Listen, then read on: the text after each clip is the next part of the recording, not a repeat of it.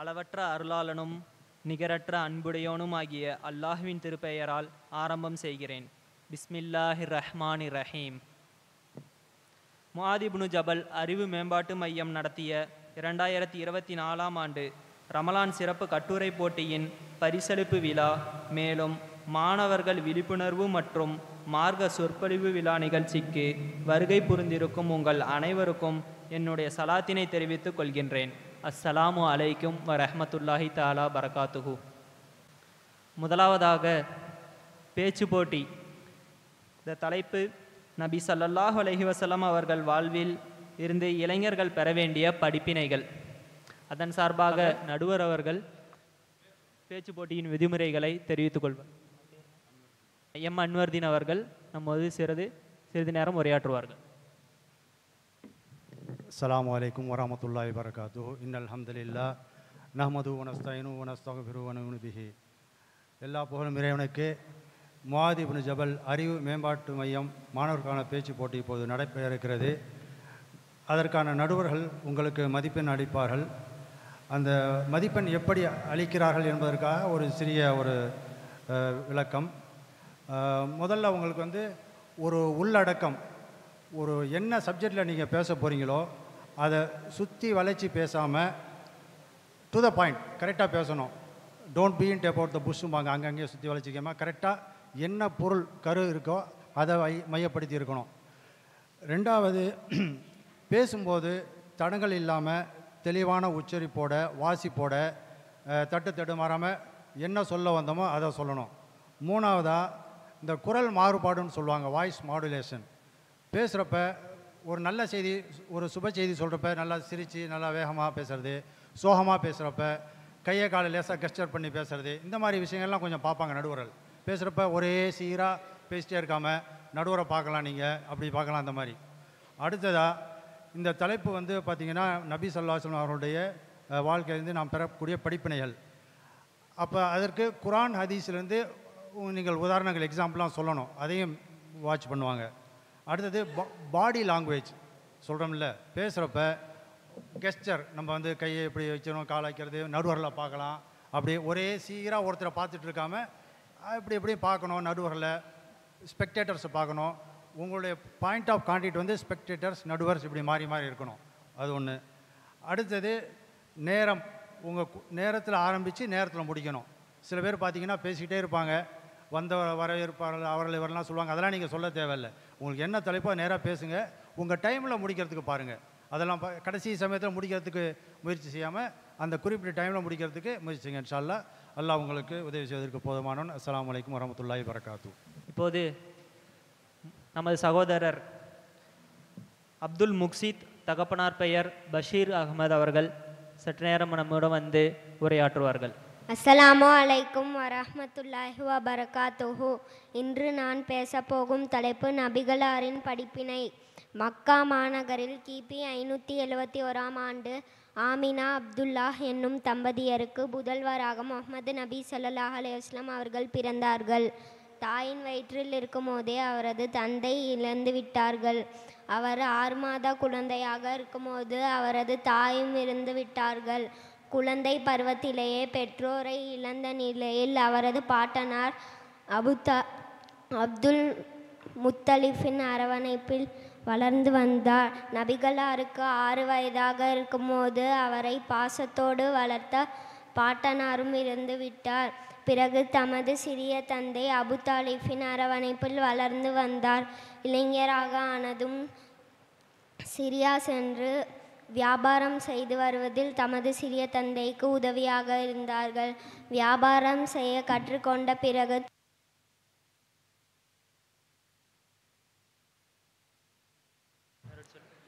தமது சுயமாக வியாபாரம் செய்யும் வாய்ப்பு கிடைத்தது.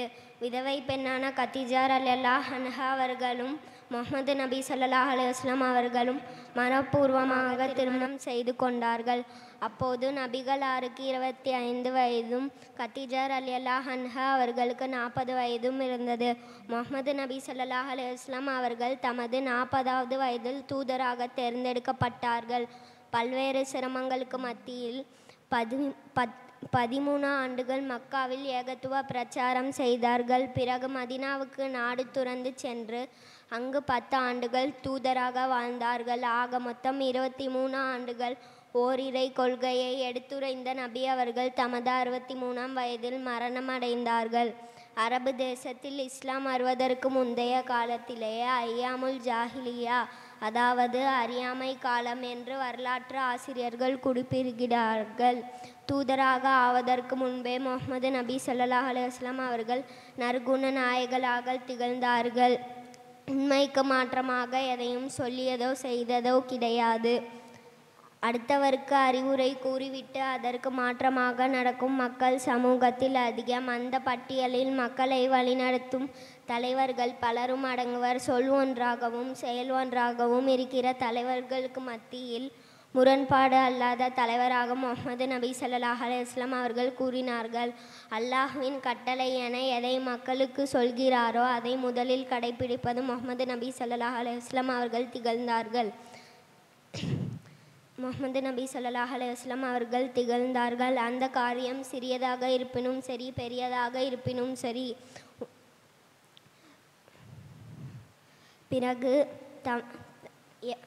எவரேனும் வந்து உதவி கேட்டால் தம்மிடம் இருக்கும் பட்சத்தில் கொடுத்து விடுவார்கள். இவ்வாறு முஸ்லிமுக்கு மட்டுமல்ல பிற மத மக்களுக்கும் வாரி வழங்கினார்கள். தொழுமாறு மக்களுக்கு கூறிய நபி அவர்கள் அதில் ஒருபோதும் அலட்சியமாக இருக்கவில்லை. தனது மரண தழுவாயில் கூட தொழுகை விஷயத்தில் கவனமாக இருந்தார்கள். கடமையான காரியங்களை ஆர்வத்தோடு செய்வது போல ஹராமான காரியங்களை விட்டு விலகுவதில் முன்மாதிரியாக திகழ்ந்தார்கள்.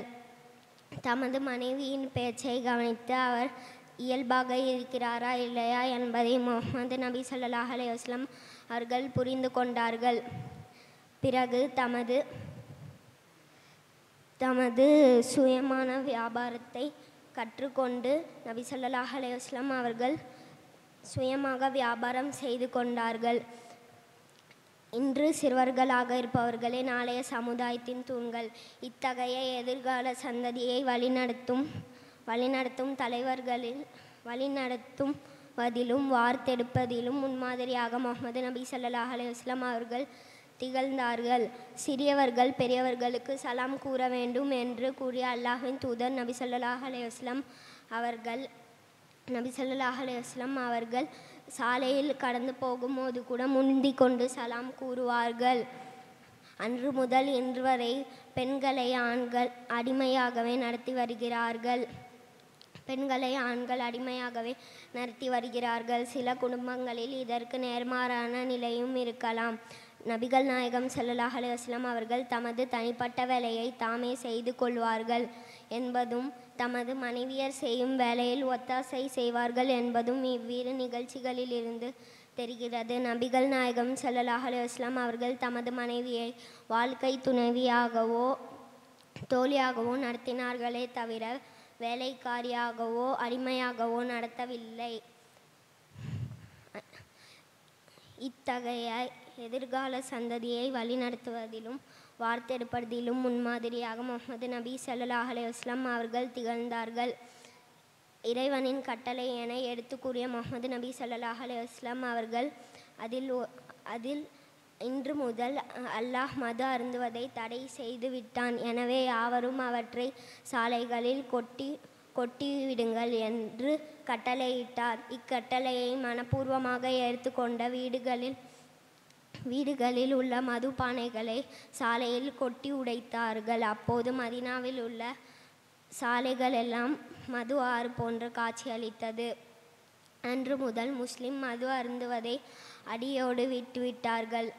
எந்த முஸ்லிமாவது மது அருந்தினால் அவன் முஸ்லிமாகவே கருதப்பட மாட்டான் என்று அண்ணல் நபி ஸல்லல்லாஹு அலைஹி வஸல்லம் அவர்கள் கூறினார்கள்.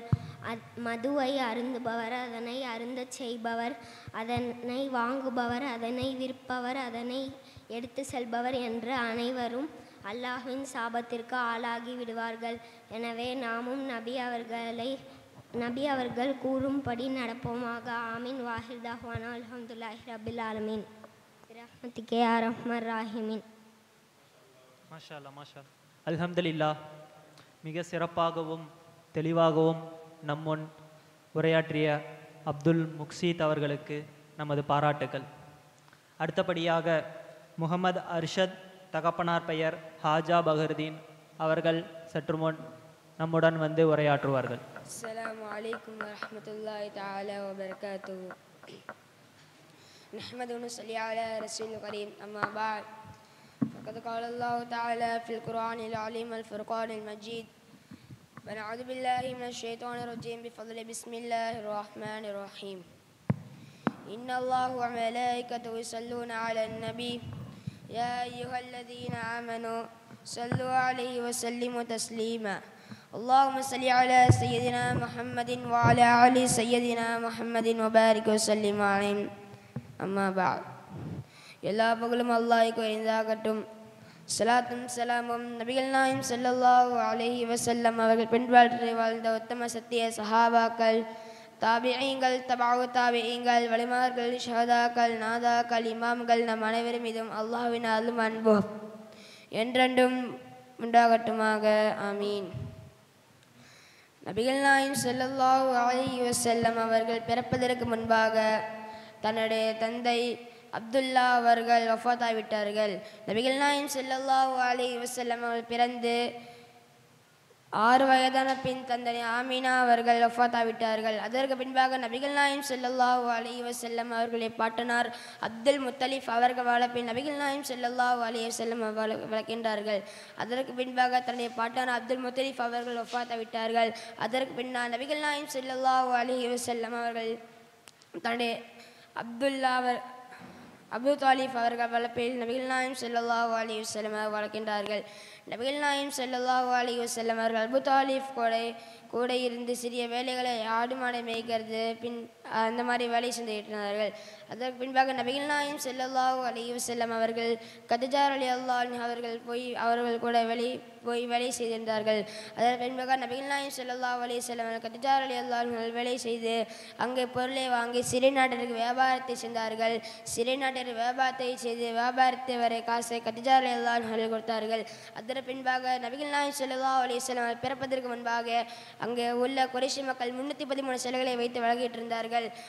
போதைக்கு அடிமையாகி விட்டார்கள். போதையில் மூழ்கி கிடந்தார்கள். நபிகள் நாயகம் ஸல்லல்லாஹு அலைஹி வஸல்லம் பிறப்பதற்கு முன்பாக பாசமே என்னன்னு தெரியாமல் வாழ்ந்தார்கள்.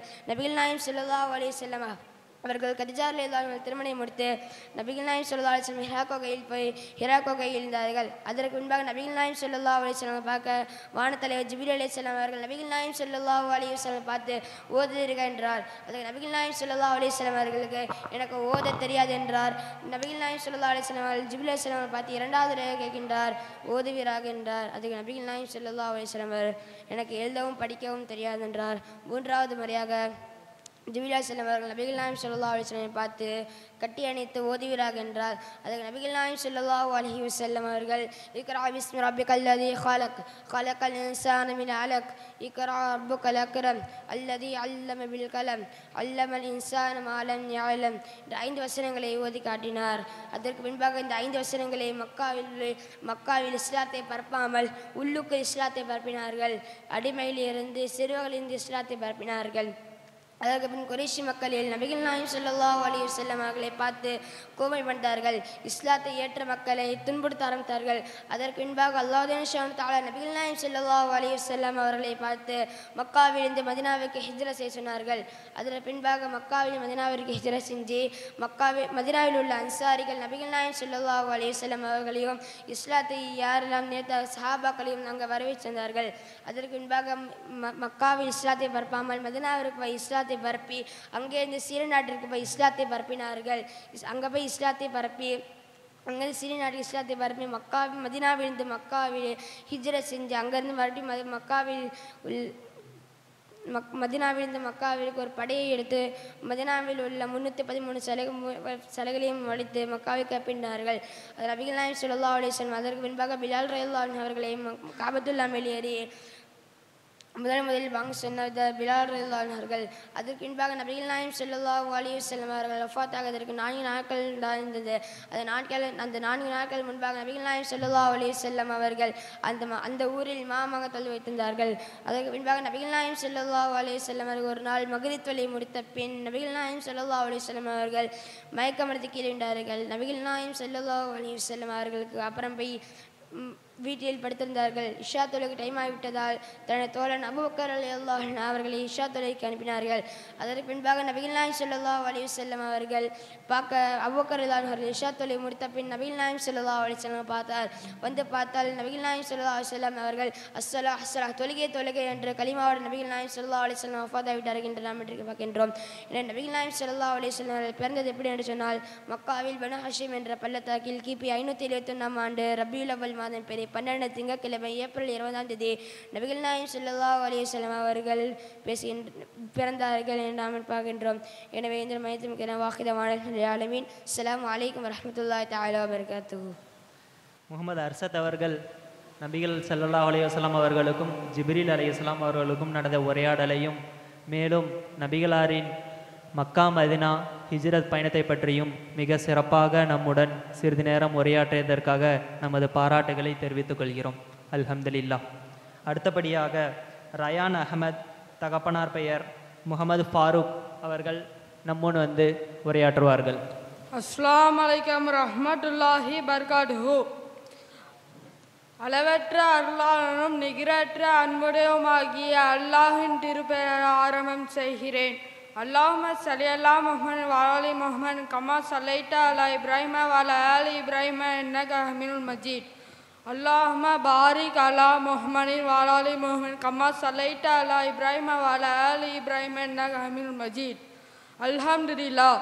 கண்ணியமிக்க மேலான பெரியோர்களே, சகோதரர்களே, நான் எடுத்துக்கொண்ட தலைப்பு முஹம்மது நபி ஸல்லல்லாஹு அலைஹி வஸல்லம் அவர்கள் வாழ்வில் இளைஞர்களுக்கு படிப்பினை என்ன என்பதை நான் எடுத்துக்கொண்ட தலைப்பாகும். நபியே உன் அகிலத்தாருக்கு ஓர் அருளாகவே அன்றி நாம் அனுப்பவில்லை. அல் குர்ஆன் 21 அத்தியாயம் 107 வசனம். எந்த மனிதனுக்கு நேரடியாக பேசும் செயல் திட்டம் இல்லாததால் அவன் அறிவிக்க வேண்டிய வழிகாட்டுதலை நபிமார்களின் மூலம்தான் அறிவித்து வந்தான். இப்படியாக வந்த இறுதி நபி நம்முடைய முஹம்மது நபி ஸல்லல்லாஹு அலைஹி வஸல்லம் அவர்கள் ஆவார். நபி ஸல்லல்லாஹு அலைஹி வஸல்லம் முழு வாழ்க்கையும் இளைஞர்களுக்கு படிப்பினை என்றாலும் சிலவற்றை நான் இங்கு குறிப்பிட போகிறேன். இஸ்லாத்தை பற்றி அறிந்து கொள்வது முன் நபி ஸல்லல்லாஹு அலைஹி வஸல்லம் பற்றி அறிய வேண்டும். 14 நூற்றாண்டு முன் வாழ்ந்து மறைந்த ஒரு மாமனிதர் அன்று அல்லாஹ் கூறிய அனைத்தையும் அப்படியே நடைமுறை படுத்திக்காட்டிய பின்பற்றும் ஒரு சமுதாயம் உலகில் இருக்கிறது என்றால் அது நம்மளுடைய முஹம்மது நபி ஸல்லல்லாஹு அலைஹி வஸல்லம் அவர்களுடைய சமுதாயம்தான். அவர்களுடைய நேர்மை ஒழுக்கம் சிறுவயது முதலே பொய் கூறியதில்லை. அதனால் மக்கள் நபியாக ஏற்றுக்கொண்டார்கள். தொழுகையை நிலைநாட்டுங்கள், குடும்பத்தினருக்கு செலவு செய்யுங்கள். முதலாவது விஷயம் இயமை பருவம். நபி ஸல்லல்லாஹு அலைஹி வஸல்லம் தாயின் வயிற்றிருக்கும் போது தந்தை அப்துல்லாஹ் மரணித்து விட்டார். தமது 6ஆம் வயதில் இருக்கும்போது தாயார் ஆமினா அவர்கள் மரணித்து விட்டார். பிறகு பாட்டனார் அப்துல் முத்தலிஃப் மரணித்து விட்டார். பெரிய தந்தை அபு தாலிப் பராமரிப்பில் வளர்ந்தார். நம்ம எல்லாம் தாய் தந்தையுடன் சந்தோஷமாக இருக்கிறோம். இரண்டாவது விஷயம் உழைப்பு. சிறுவயதில் யாருக்கும் பாரமாக இருக்கக்கூடாது என்பதால் ஆடு வைத்தார். பிறகு பெரிய தந்தையுடன் சிரியா நாட்டுக்கு வணிகம் செய்தார். இதனால் இயமை கல்வி பயிர முடியவில்லை. இதனால் எழுதவோ படிக்கவோ நம்மளுடைய முஹம்மது நபி ஸல்லல்லாஹு அலைஹி வஸல்லம் அவர்களுக்கு தெரியாது. நாமெல்லாம் ஸ்கூலுக்கோ காலேஜுக்கோ தாய் தந்தை அனுப்புகிறாங்க. ஸ்கூலிருந்து வந்தோடனே பேக்கை தூக்கி போட்டு ஃபோன், டிவி, வீடியோ கேமெல்லாம் விளையாடுறோம். இதில் வேற தாய் தந்தை உழைப்பிலெல்லாம் வளரும். ஆனால் அவங்களுக்கே மரியாதை கொடுக்கவில்லை.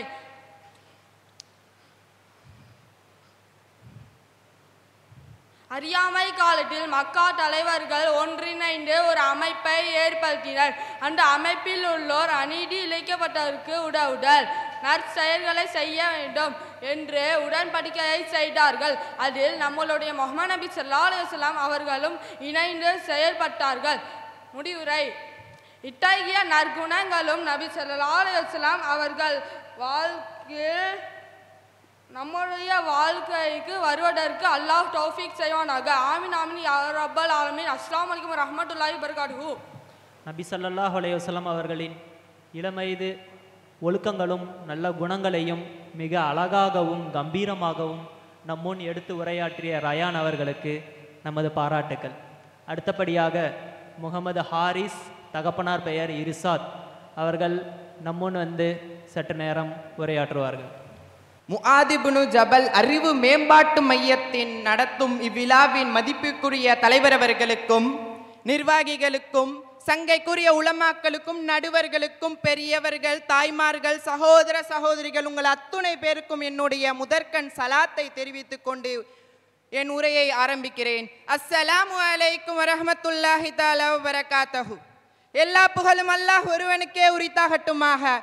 ஈருலகத் தலைவர் முஹம்மது ஸல்லல்லாஹு அலைஹி வஸல்லம் அவர்கள் மீது சாந்தியும் சமாதானமும் உண்டாகட்டுமாக. ஆமீன். நபி ஸல்லல்லாஹு அலைஹி வஸல்லம் அவர்கள் வாழ்வில் இருந்து இளைஞர்கள் பெற வேண்டிய படிப்பினைகள். அல்லாஹ் திருக்குரானில் சூரா கஹ்ஃபில் இன்னஹும் ஃபித்யத்துன் ஆமனு பிரப்பிஹிம் வஸித்னாஹும் ஹுதா, சில இளைஞர்கள் அல்லாஹ்வை ஈமான் கொண்டார்கள், அவர்களுக்கு அல்லாஹ் நேர்வழியை அதிகப்படுத்தினான். நபி ஸல்லல்லாஹு அலைஹி வஸல்லம் அவர்கள் சொன்னார்கள், அஷ்ஷபாபத்து சௌபத்து மினல் ஜுனூன், வாலிபம் என்பது பைத்தியத்தின் ஒரு பகுதி. அல்லாஹுவின் பேரருளால் உலகத்தில் இஸ்லாம் பெற்றிருக்கும் தனித்துவத்தில் ஒன்று என்னவென்றால், உலகத்தில் பெரும்பகுதி இளைஞர்கள் இஸ்லாத்தில் இருக்கிறார்கள். இளைஞர்களின் சக்தி என்பது மிகப்பெரிய சக்தி. இளைஞர்களை வைத்திருக்கும் இயக்கமோ அமைப்போ சமயமோ அவர்களை கொண்டு வலுவடைகிறது. நிறைய இளைஞர்கள் வைத்திருக்கும் இஸ்லாமிய சமுதாயம் முஸ்லிம் இளைஞர்கள் குர்ஆனின் வழிகாட்டுதல் படி நபி சொன்ன பாதையில், நல்லோர்கள் சென்ற பாதையில் செல்கிறார்களா? இன்றைக்கு இருக்கிற இஸ்லாமிய இளைஞர்கள் செல்லும் பாதை சரியானதா என சிந்திக்க கடமைப்பட்டு இருக்கிறோம். நபி ஸல்லல்லாஹு அலைஹி வஸல்லம் அவர்கள் வாலிபர்கள் எப்படி வாழ வேண்டும் என்று பட்டியலிட்டு சொல்லி இருக்கிறார்கள். இதற்கிடையில் நபி வாலிபராகவும் வாழ்ந்து காட்டியிருக்கிறார்கள். அவர்களுடைய வாலிபமும் நம்முடைய வாலிபமும் எப்படி இருக்கிறது என்பதை பொருத்தி பார்த்து படிப்பினை பெற வேண்டிய சூழ்நிலையில் இருக்கிறோம். ஒரு முஸ்லிம் வாலிபன் ஒழுக்கத்தில் சிறந்து நிற்பான், பெரியவர்களுக்கு பெற்றோர்களுக்கு மரியாதை செய்வதில் சிறந்து நிற்பான், கொள்கை கோட்பாடுகளை தழுவி நிற்பதில் சிறந்து நிற்பான். அஹ்லாக்கே ஹசனா என்ற அழகிய நற்குணம் முஸ்லிம் வாலிபனுக்கு சொந்தம். இது எல்லாம் சேர்ந்து இருக்கிறவன் தான் முஸ்லிம் வாலிபன். ஆனால் இப்போ உள்ள வாலிபர்கள் எல்லாம் இப்படி இருக்கிறோமா? இப்படி ஒரு வாலிபன் இருந்து விட்டால் சந்தேகமே இல்லாமல் சொல்லலாம் அவன் சுவர்க்கவாசி என்று. ஏன் தெரியுமா? இன்றைக்கு கால சூழ்நிலை எப்படி இருக்கிறது? திரும்பிய பக்கமெல்லாம் அனாச்சாரம், ஆபாசம். இளைஞர்கள் படிக்கிற மாதிரி நாட்டில் நல்ல பத்திரிகை இல்லை, ஆபாச படங்களோடு அச்சடிக்கப்படுகிறது. இளைஞர்களை சீர்திருத்தும் எந்த சினிமாவும் இல்லை. இத்தனைக்கும் மேலாக இளைஞர்கள் கையில் வைத்திருக்கும் மொபைல் போன், ஒட்டுமொத்த ஆபாசமும் நிறைந்திருக்கிறது. இந்த சூழ்நிலையில் ஈமான் இஸ்லாம் உணர்வோடு வாழ்ந்தால் அவன் சுவர்க்கவாசி. நபி ஸல்லல்லாஹு அலைஹி வஸல்லம் அவர்கள் சஹாபாக்களிடம் ஒரு தடவை சொன்னார்கள், ஒரு காலம் வரும் ஈமானுடன் வாழ்வது என்பது கையில் நெருப்பை வைத்திருப்பதற்கு சமம். நெருப்பை வைத்திருப்பவன் எப்படியாவது கீழே போட்டுவிட நினைப்பது போல் ஈமானை விட்டுவிட நினைப்பார்கள். அந்த நிலையிலும் ஈமான் இஸ்லாம் உணர்வோடு வாழ்ந்தால் அவருக்கு சஹாபாக்களை போல் 50 பேருடைய கூலி கிடைக்கும் என்று சொல்லி இருக்கிறார்கள். ரியாத்திலே இஸ்லாத்தில் சேர்கிறவர்களுக்கு என்று ஒரு அமைப்பு இருக்கிறது, ராபிதத்துல் ஆலமீன். அங்கே ஒரு அம்மா தன் பையனை கூட்டிட்டு வந்து இஸ்லாத்தில் சேர்த்துக்க சொல்லி சொன்னாங்க. அங்கே உள்ள பொறுப்புதாரிகள், சரிங்கம்மா உங்கள் 2 பேருக்கும் களிமா சொல்லித்தாரம் என்று சொன்னவுடன் அந்த அம்மா சொன்னாங்க, நான் சேரலை, என் பையனை மட்டும் சேர்த்துக்கோங்க. பையனை மட்டும் சேர்த்துக்க என்ன காரணம் என்று பொறுப்புதாரிகள் கேட்டதற்கு அந்த அம்மா சொன்ன பதில், நான் வசிக்கிற பகுதியில் எல்லோரும் முஸ்லீம், அங்கு உள்ள பசங்கள் எல்லாம் பெற்றோர் பேச்சை கேட்டு பெரியவர்களுக்கு மரியாதை செய்து 5 நேரமும் பாங் சொன்னவுடன் கரெக்டாக பள்ளிக்கு தொழுகைக்கு போகிறாங்க. அவங்க கிட்ட உள்ள இந்த நல்ல குணம் என் பையனிடத்திலும் வரணும், அதற்கு தான் என் பையனை மட்டும் சேர்த்துக்க சொல்லி சொன்னேன். அந்த அளவுக்கு முஸ்லிம் வாலிபனின் நடத்தை உலகத்தில் உள்ள எந்த சமயத்தை சார்ந்தவரையும் இஸ்லாத்தின் மீது பற்று கொள்ளும் அளவிற்கு முஸ்லிம் வாலிபனின் நடத்தை இருக்க வேண்டும். ஆனால் இப்போ உள்ள வாலிபர்கள் போதைப் பொருளை கையில் தேய்த்து வாயில் வைக்கிறார்கள். முஸ்லிம் வாலிபன் போதைப் பொருளை ஒழிக்கக்கூடியவனாகத்தான் இருக்க வேண்டும். நபி ஸல்லல்லாஹு அலைஹி வஸல்லத்துக்கு பிறகு ஹிஜ்ரி 92 தாரிக் இப்னு ஜியாத் என்ற சஹாபியின் தலைமையில் 100 வாலிப சஹாபாக்கள் ஸ்பெயின் பூமிக்கு வந்தார்கள். அவர்களின் நடத்தையும் கோலமும் மிக அழகாக இருந்தது. இவர்களை பார்ப்பவர்கள் இவர்கள் மனிதர்களா மலக்குகளா என்ற சிந்திக்கும் அளவிற்கு இருந்தது என்று கிறிஸ்துவ வரலாற்று ஆசிரியர் குறிப்பிடுகிறார்.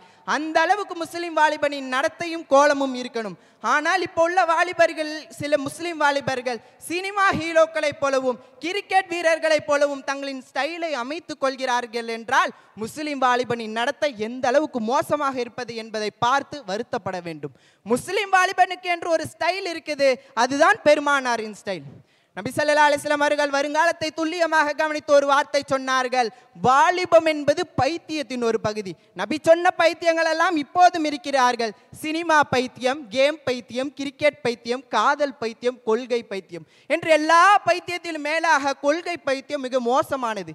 தாய் தந்தையே சரியில்லை என்று கூறுகிறார்கள். நபி ஸல்லல்லாஹு அலைஹி வஸல்லம் அவர்கள் சொன்னார்கள், தாயின் பாதத்துக்கு கீழே தான் சுவர்க்கம் இருக்கிறது, தந்தையின் பொருத்தத்தில் தான் அல்லாஹ்வின் பொருத்தம் இருக்குது என்று கூறியிருக்கிறார்கள். நபி ஸல்லல்லாஹு அலைஹி வஸல்லம் வாலிபத்தில் நடந்த நிகழ்வுகளை பார்ப்போம். நபி ஸல்லல்லாஹு அலைஹி வஸல்லம் அவர்கள் வாலிபத்தில் நற்பணி மன்றம் துவங்கி அதன் மூலம் ஏழைகளுக்கும் வறியோர்களுக்கும் உதவி செய்தார்கள். முதலில் வியாபாரத்துக்கு செல்லும் போது கத்தீஜா அம்மையாரிடம் நான் ஹலால் ஹராமை பேணி பொருளின் உண்மை தன்மையை சொல்லித்தான் வியாபாரம் செய்வேன் என்று கூறினார்கள். வியாபாரம் செய்து முடித்த பின் கிடைத்த பணத்தை அபூ தாலிபுக்கு உதவியாக இருக்க வேண்டும் என்பதற்காக அவரின் மகன் அலியை வளர்க்கும் பொறுப்பை நான் எடுத்துக்கொள்கிறேன் என்று கூறினார்கள். காபாவை கட்டும்போது அஜருல் அஸ்வது கல்லை யார் எடுத்து வைப்பது ஏற்பட்ட பிரச்சனைக்கு நல்ல ஆலோசனை வழங்கி சண்டை ஏற்படாமல் ஒற்றுமையை ஏற்படுத்தினார்கள். வல்ல ரஹ்மான் நபி ஸல்லல்லாஹு அலைஹி வஸல்லம் அவர்கள் வாழ்ந்து காட்டியது போல் நம் இளைஞர்களையும் வாழச் செய்வானாக. நபி ஸல்லல்லாஹு அலைஹி வஸல்லம் அவர்களை இன்றைய தலைமுறை இளைஞர்கள் எவ்வாறு பின்பற்ற வேண்டும், அவர்களிடமிருந்து எப்படி நற்குணங்களை எடுத்துக்கொள்ள வேண்டும் என்பதை மிக தெளிவாகவும் நம் அனைவரின் இதயத்திலும் பதியும் வகையில் மிக சிறப்பாக உரையாற்றிய முகமது ஹாரிஸ் அவர்களுக்கு நமது வாழ்த்துக்களை தெரிவித்துக் கொள்கிறோம். அல்ஹம்துலில்லாஹ். அடுத்தபடியாக முகமது ஹாரிஸ் தகப்பனார் பெயர் ஹிதாயத்துல்லா நூரி அவர்கள் நம்முன் வந்து உரையாற்றுவார்கள். அல்ஹம்துலில்லாஹி ரப்பில் ஆலமீன், அஸ்ஸலாத்து வஸ்ஸலாமு அலா அஷ்ரஃபில் அன்பியாஇ வல் முர்சலீன் வ அலா ஆலிஹி வ ஸஹ்பிஹி அஜ்மஈன் வ மன் தபிஅஹும் பி இஹ்சானின் இலா யௌமித்தீன். அம்மா பஅத். அல்லாஹும்ம ஸல்லி அலா முஹம்மதின் வ அலா ஆலி முஹம்மதின் வ பாரிக் வ ஸல்லிம் அலைஹி. இன்றைய தினம், இன்றைய அழகான தினத்திலே நாம் நபி ஸல்லல்லாஹு அலைஹி வஸல்லம் அவருடைய வாழ்வில் இருந்த இளைஞர்கள் பெற வேண்டிய படிப்பினைகளை பற்றி பார்ப்போம். முதலாவதாக நபி ஸல்லல்லாஹு அலைஹி வஸல்லம் அவர்கள் தனது இலக்கிலே தெளிவாக இருந்தார்கள். அதாவது நபி ஸல்லல்லாஹு அலைஹி வஸல்லம் அவர்கள் இந்த உலக மக்கள் அனைவருக்கும் இஸ்லாத்தை எடுத்து சொல்ல வேண்டும், இஸ்லாமிய இந்த மார்க்கத்தை எடுத்து செல்ல வேண்டும் என்பதில் அவர்கள் தெளிவாக இருந்தார்கள். அதற்காக எவ்வளவு கஷ்டங்களையும் எவ்வளவு சிரமங்களையும் அவர்கள் பெரிதாக எடுத்துக்கொள்ளாமல் செயல்பட்டார்கள். அதில் முதலாவதாக நபி ஸல்லல்லாஹு அலைஹி வஸல்லம் அவர்கள் ஒவ்வொரு ஊராக சென்று பிரச்சாரம் செய்வார்கள். அப்போது தாயிஃப் நகரத்துக்கு சென்ற போது நபி ஸல்லல்லாஹு அலைஹி வஸல்லம் அவர்கள் இஸ்லாத்தை பற்றி கூறிய போது அம்மக்கள் இஸ்லாத்தை ஏற்றுக்கொள்ளாமல் இருந்தது மட்டுமல்லாமல் நபி ஸல்லல்லாஹு அலைஹி வஸல்லம் அவர்களை கல்லால் அடித்து அவர்களை அந்த ஊரை விட்டு விரட்டினார்கள்.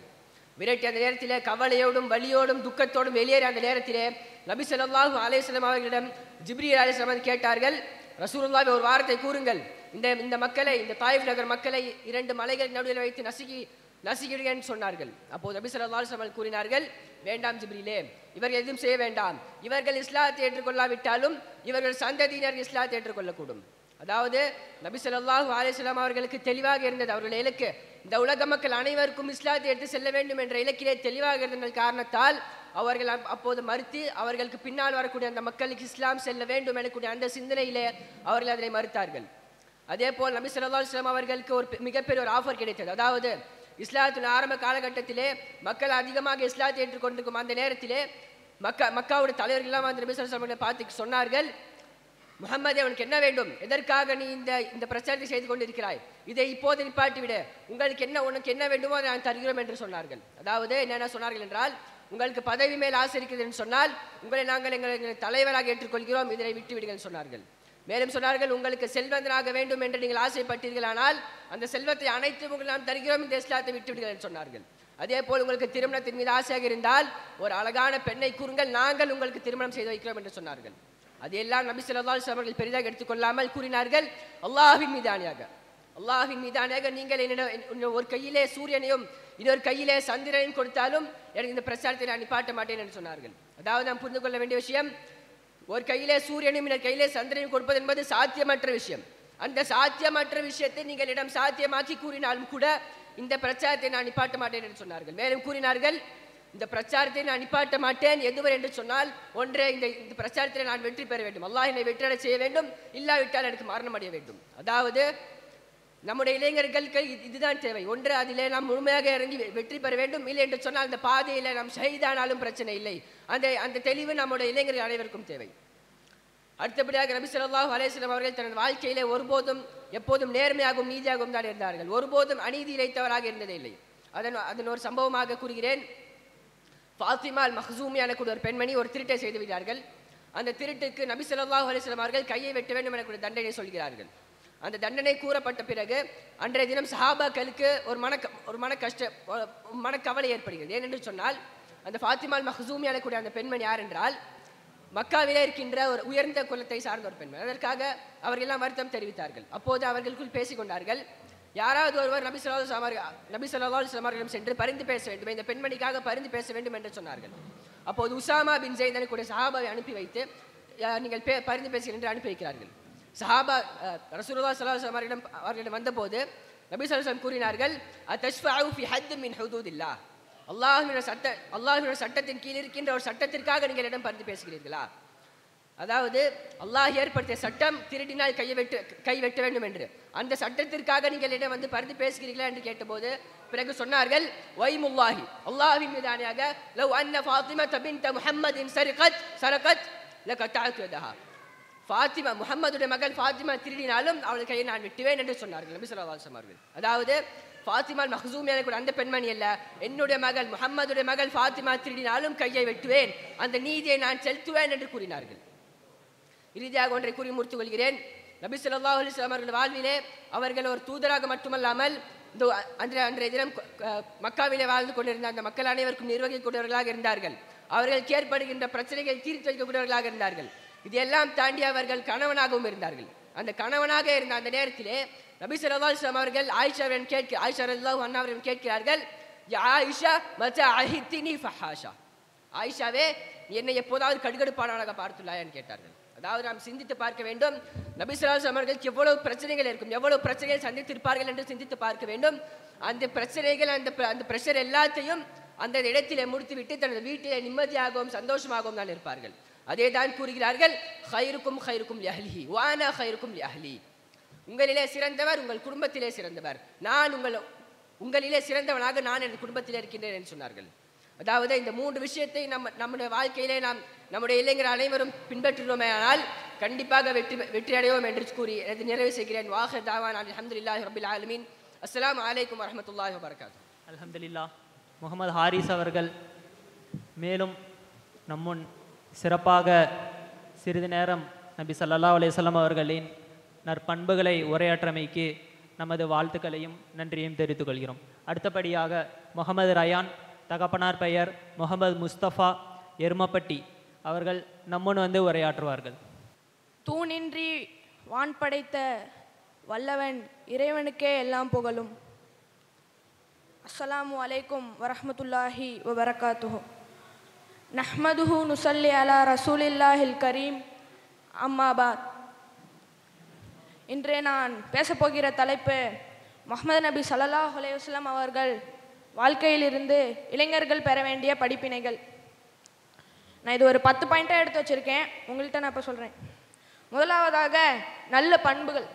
முஹம்மது நபி ஸல்லல்லாஹு அலைஹி வஸல்லம் அவர்கள் வாழ்க்கையில் நல்ல பண்புகளை கடைபிடித்தார்கள். எப்போதும் நேர்மை, உண்மை, பொறுமை மற்றும் எதுவும் தவறாக செய்யாத வாழ்க்கையை நடத்தினார்கள். இளைஞர்கள் இவை போன்ற பண்புகளை வாழ்க்கையில் கடைபிடிக்க வேண்டும். இரண்டாவதாக கடமை மற்றும் பொறுப்பு குறித்த விழிப்புணர்வு. முஹம்மது நபி ஸல்லல்லாஹு அலைஹி வஸல்லம் அவர்கள் தனது சமூகத்திற்கு பணி செய்வதில் மிக எளிமையில் வாழ்ந்தார்கள். கடமை உணர்வுடன் செயல்படுவதில் சிறந்த மனிதராக இருக்கின்றார்கள். இளைஞர்கள் பணியில் நம்பிக்கை மற்றும் பொறுப்புடனும் செயல்பட வேண்டும். மூன்றாவதாக அறிவை அடைந்தல். நபி ஸல்லல்லாஹு அலைஹி வஸல்லம் அவர்கள் அறிவை பெறுவது ஒவ்வொரு முஸ்லீம் மீது கடமை என்று கூறியிருக்கிறார்கள். இளைஞர்கள் உலகின் இழுத்து செல்லும் அறிவின் சக்தியை புரிந்து கொண்டு அவை வாழ்க்கையில் கடைபிடிக்க வேண்டும். நான்காவதாக அன்பும் சகோதரத்துவமும். நபி ஸல்லல்லாஹு அலைஹி வஸல்லம் அவர்கள் தனது நண்பர்களிடத்தும் தனது குடும்பத்திடத்தும் தனது சமூகத்திடமும் அன்பும் கருணையும் கொண்டவர். இளைஞர்கள் சகோதரத்துவத்தை வளர்க்க வேண்டும். ஐந்தாவதாக தியாகம் மற்றும் சாதனைகள். நபி ஸல்லல்லாஹு அலைஹி வஸல்லம் அவர்களில் வாழ்நாளில் பல தியாகங்களை செய்திருக்கிறார்கள். இளைஞர்கள் அதை போன்று சாதனை செய்ய வேண்டும், சமூகத்திற்கு உதவி செய்ய வேண்டும். ஆறாவதாக தவறுகளை திருத்தி முன்னேற்றம் அடைதல். நபி ஸல்லல்லாஹு அலைஹி வஸல்லம் அவர்கள் ஏதேனும் தவறு செய்தால் அதை திருத்தி முன்னேற்றம் அடைவார்கள். இளைஞர்கள் அதை போன்று தவறு செய்தால் அதை உணர்ந்து திருத்தி முன்னேற்றம் அடைய வேண்டும். ஏழாவதாக தன்னம்பிக்கை மற்றும் மன உறுதி. நபி ஸல்லல்லாஹு அலைஹி வஸல்லம் அவர்கள் தனது நபி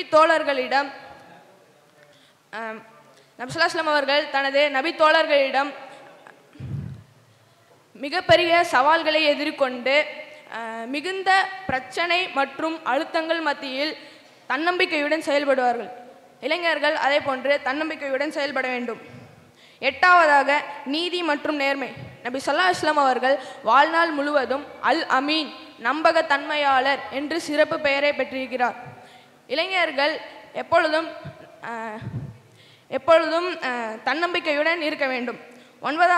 ஒன்பதாவதாக அறிவை விரும்புதல். நபி ஸல்லல்லாஹு அலைஹி வஸல்லம் அவர்கள்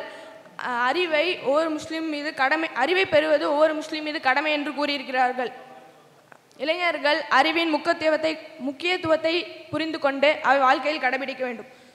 கடைசியாக குறைந்தபட்ச வாழ்க்கை. நபி ஸல்லல்லாஹு அலைஹி வஸல்லம் அவர்கள் ஆடம்பரத்தை விரும்ப மாட்டார்கள், எளிமையை மதிப்பார்கள். இளைஞர்கள் அதை போன்று எளிமையை மதிக்க வேண்டும். இந்த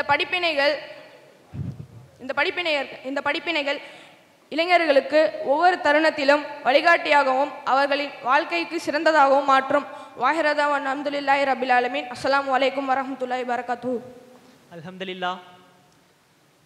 முகமது ரயான் அவர்கள் நம்மோன் ஒரு 10 புள்ளிகளை பட்டியலிட்டு மிக சிறப்பாகவும் தெளிவாகவும் அதே சமயம் கம்பீரமாகவும் நபி ஸல்லல்லாஹு அலைஹி வஸல்லம் அவர்களின் வாழ்க்கையில் நடந்த சம்பவங்களை எவ்வாறு எதிர்கொண்டார்கள் என்பதை, அதை இன்றைய கால இளைஞர்கள் எவ்வாறு எதிர்கொள்ள வேண்டும் என்பதையும் தெளிவாக விளக்கியதற்காக நமது வாழ்த்துக்கள்.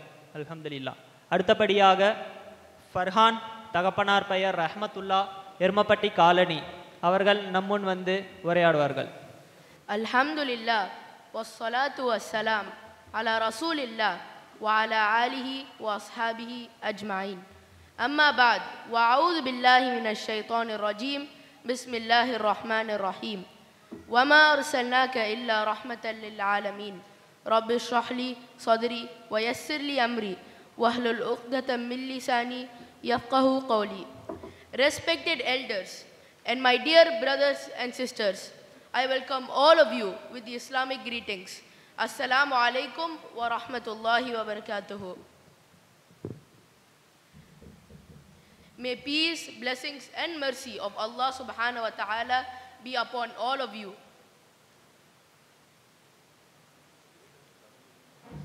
Today's topic is lessons for the young generation from the life of Prophet Muhammad sallallahu alaihi wasallam. This is the best topic given to us. Thanks to MIJKEC for their continuous efforts to enhance the knowledge of our community. Even though the given time is not enough to describe all the learnings here, let me describe a few of them. The first learning is remembrance of Tawheed. Allah says in the Quran, Surah Al-Dariyat, verse 56, وَمَا خَلَقْتَ الْجِنَّ وَالْإِنسَ إِلَّا لِيَعْبُدُونَ. I did not create the jinn nor mankind except for my worship. A hadith from Tirmidhi says, if you ask in prayer, ask only Allah. And if you seek help, seek it only from Allah. From the moment prophecy was given to Prophet Muhammad sallallahu alaihi wasallam, the amount of struggles that he went through were enormous. Because of his perseverance, today we are enjoying being Muslims. We should be thankful to him and Allah. The second learning is actively engaging with the Holy Quran. The Prophet Muhammad has shown all along his life how important it is about having a connection with the Holy Quran. A hadith from Bukhari says, whoever listens to a verse in the Quran, it would be a light for him in the day of judgment. The Holy Quran remains our main and undisputable source of truth and knowledge in Islam. Any disputes in marriage, property, science, or you name it, you will find the solution in the Quran. By remembering and actively engaging with the Holy Quran, you will lead to a successful life. The third learning is remaining humble. The Holy Prophet was the pinnacle of humbleness and humility. The Prophet ate with his people, shared the same bread, drank from the same flask, and when his people went hungry, he starved with them. He laughed when his people were happy, and he cried when his people were sad. On the battlefield, he was always with his soldiers, and at home, he always used to help his wives with their chores. A hadith from Bukhari says, he could have had luxury, and he deserved it too. Yet, he slept on a crude straw mat, which left his back marked, and prayed on the bare earth, which left his forehead stained, and wore the same shirts again and again, which tore again and again, and that he himself has mended. The fourth learning is giving charity. A hadith from Tirmidhi says, give charity without delay, for it stands in the way of calamity. The giving of charity, whether it is food, money, materials, or being kind to others, is one of the most important lessons taught by our Holy Prophet. From the personal actions of our Holy Prophet, we can learn the act of selflessness, the act of giving to others in whatever capacity that you have. The fifth learning is being kind to your neighbors. A hadith from Bukhari says, anyone who believes in God and the day of judgment should not harm his neighbor, and anyone who believes in God and the day of judgment should treat his guest generously and should speak what is good or keep quiet. The Holy Prophet taught us to be kind to our neighbors. By doing this, we are helping to build a better Islamic community as well. It also helps in building a better connection between you and Allah. The sixth learning is not having anger in your heart. A hadith from Abu Dawud says, when anyone becomes angry while standing, he should sit down. If the anger leaves him, well and good. Otherwise, he should lie down. The Holy Prophet remains the best of human traits and qualities. And of those traits were his control over his temper. Removing anger from yourself is one of the most important aspects of being a Muslim. If you learn and deal any problems through Islamic values, you can remove angry situations, actions, reactions, and consequences. The seventh learning is to think carefully before you speak. Allah says in Surah Al-Isra, verse 53, وَقُلْ لِعِبَادِي يَقُولُ الَّتِي هِيَ أَحْسَنُ. Tell my servants to say what is best. This means when you communicate, make a conscious effort to choose the right words which will convey a good meaning in the kindest way. However, this is not very easy. However, we are obliged to follow the Prophet as he is the perfect role model. This is how he communicated throughout his life.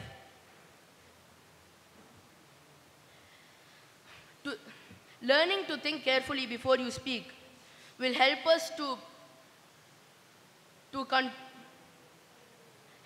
control our emotions better, help us to react and deal with day-to-day situations properly. Let me conclude with the last learning, importance of education. The Prophet said in many occasions, education is not only a right, it is the duty of every single Muslim, not for male and female. A hadith from Tirmidhi says, the best gift from a father to his child is education and upbringing. The very last important one, a hadith from Muslim says, when a man dies, nothing lives on after him except three things: a continuing charity, knowledge that he imparted that can benefit others, and a pious child who prays for him. So before our mouth, let's take all the learnings, teachings, and lessons of our holy prophet and live as a true Muslim. The Quran is the treasure, not the others. The life of the prophet is an excellent example, not from anyone. The lessons learned from our prophet, let them spread in the world like the unceasing waves of the sea and like a gentle breeze of sandalwood. Yes, let them spark like a star in the heaven, speak many praises and perform many miracles. Love the prophet and live in Islam. Wa akhiru da'wana walhamdulillahi rabbil alameen. Assalamu alaikum. Alhamdulillah. Farhan அவர்கள், the life of Prophet Muhammad is the perfect role model for younger generation என்ற concluded அவரோட conclusion இதுவாக தான் இருந்தது. மிக சிறப்பாகவும் ஆங்கிலத்தில் நம்மோடு உரையாற்றுவதற்கு நமது வாழ்த்துக்களையும் நன்றியும் தெரிவித்துக் கொள்கிறோம். இத்துடன் பேச்சு போட்டி நிறைவடைந்தது. இன்னும் சிறிது நேரத்தில் பரிசளிப்பு விழா அளிக்கப்படும்.